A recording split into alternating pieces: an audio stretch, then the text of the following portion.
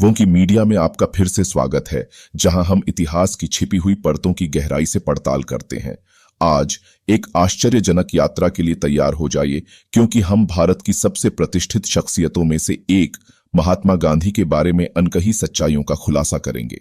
हम उस राजनीति, नाटकीयता और विवादों को उजागर करने वाले हैं जिन्हें इतिहास की किताबें आसानी से छोड़ देती हैं। तैयार रहें, क्योंकि यह ऐसा इतिहास है जैसा आपने पहले कभी नहीं सुना होगा।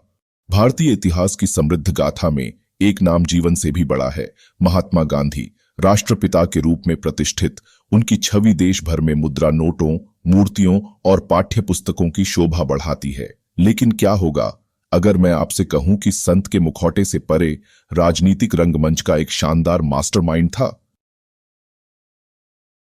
गांधी की भूख हड़ताल किंवदंतियों की बातें थीं, लेकिन क्या वे वास्तव में आध्यात्मिक कार्य थे या देश का ध्यान आकर्षित करने के लिए एक विस्तृत शतरंज का खेल था?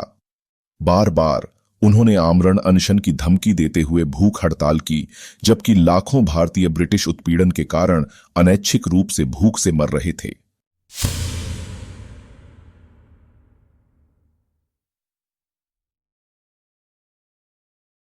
अब बात करते हैं शो के गुमनाम सितारे गांधी की बकरी। जबकि उन्होंने अपनी सादगी के लिए बकरी का दूध पीने का दावा किया था, उनकी बकरी ने ऐसा जीवन जिया जो राज परिवार को शर्मसार कर देगा। इसकी दैनिक आहार लागत एक औसत भारतीय की एक महीने की कमाई से भी अधिक थी, और जैसे कि यह पर्याप्त नहीं था, इसने लक्स टॉयलेट साबुन के साथ दैनिक स्पा सत्र का भी आनंद लिया। यदि यह सरलता है तो मैं एक रॉकेट वैज्ञानिक हूं।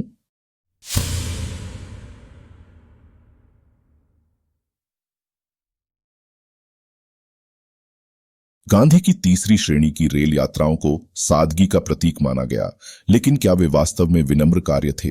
उनके खाली डिब्बे की कीमत अक्सर प्रथम श्रेणी के टिकट से भी अधिक होती थी। गुप्त रूप से आराम से यात्रा करते हुए एक सभ्य छवि बनाए रखने का यह एक अनोखा तरीका था।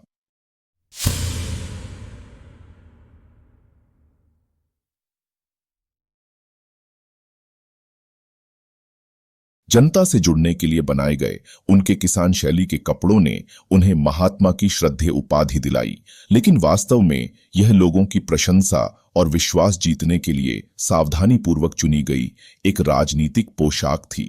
क्या यह पोशाक विनम्रता का प्रतीक थी या सोची समझी राजनीतिक चाल थी?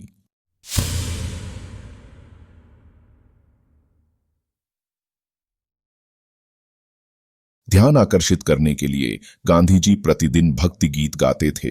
वह जानते थे कि धर्म जनता को प्रभावित कर सकता है, लेकिन क्या यह एक वास्तविक आध्यात्मिक अभ्यास था या उस पर ध्यान केंद्रित करने का एक साधन था? आखिरकार ध्यान ने उसके अहंकार को पोषित किया।